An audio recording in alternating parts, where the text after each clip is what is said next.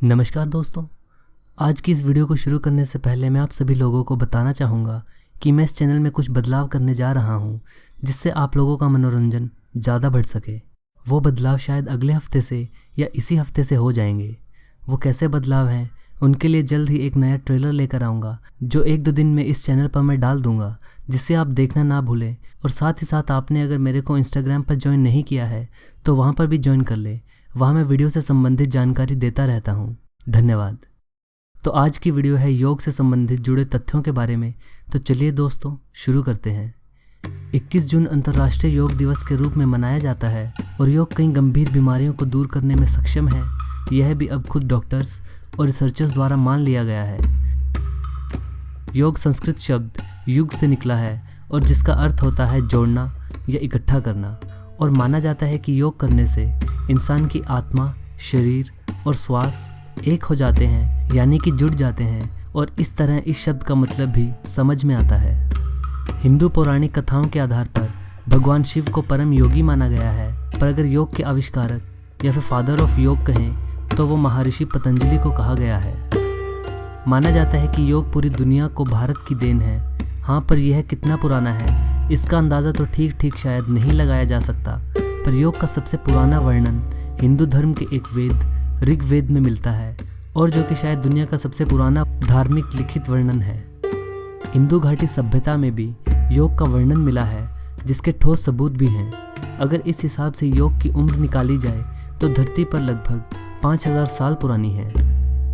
आज योग सिर्फ भारत ही नहीं बल्कि पश्चिमी देशों में भी अपनाया जा रहा है, और इसको फैलाने का जो सच्चा श्रेय जाता है वो यह लोग हैं: स्वामी विवेकानंद, तिरुमलाई कृष्णमाचार्य, स्वामी शिवानंद, BKS अयंगार, महर्षि महेश योगी और परमहंस योगानंदा। इसके इतने विख्यात होने के कारण अमेरिका की 15% जनसंख्या योग को अपनाती है, और वो हर साल लगभग $570 करोड़ योग के लिए सामान पर और सीखने में खर्च कर देते हैं। और यह आंकड़ा उनके यहाँ हर साल बहुत तेज़ी से बढ़ रहा है। योग की 8 शाखाएं हैं, और वो हैं यम, नियम, आसन, प्राणायाम, प्रतिहार, धारण, ध्यान और समाधि।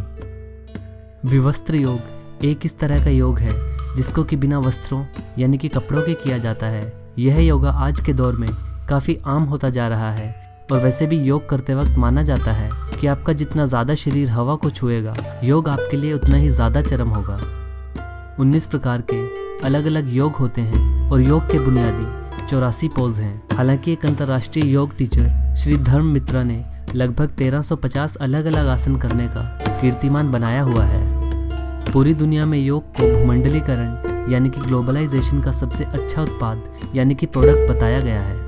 योग करने से हमारे रक्त का संचालन पूरे शरीर में सामान्य रूप से होता है, और जिसके कारण हृदय रोग योग करने वाले इंसानों से दूर रहते हैं। यह सब रिसर्च में सामने आई हुई बातें हैं, यह किसी के मन से बनाई हुई बातें नहीं हैं। पोशन लिंच जो कि फ्रेंच इंडियन है, उनके नाम गिनीज वर्ल्ड रिकॉर्ड है सबसे ज़्यादा वृद्ध योगा टीचर होने का। 2012 में उन्हें यह अवार्ड दिया गया था जब वह 93 साल की थी।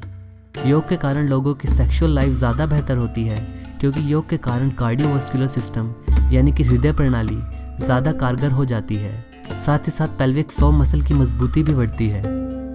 अगर आपसे पूछा जाए शरीर का सबसे महत्वपूर्ण अंग कौन सा है, तो शायद आप कहेंगे हृदय या फिर दिमाग। पर योगी के अनुसार इंसान का सबसे महत्वपूर्ण अंग फेफड़े हैं, क्योंकि हृदय को अपने बस में नहीं किया जा सकता जब तक आप योग में बहुत ज़्यादा लीन ना हो जाए। पर श्वासों पर नियंत्रण रख के फेफड़ों को अपने बस में किया जा सकता है, और उनकी सांस लेने और छोड़ने की क्षमता को बढ़ाया भी जा सकता है।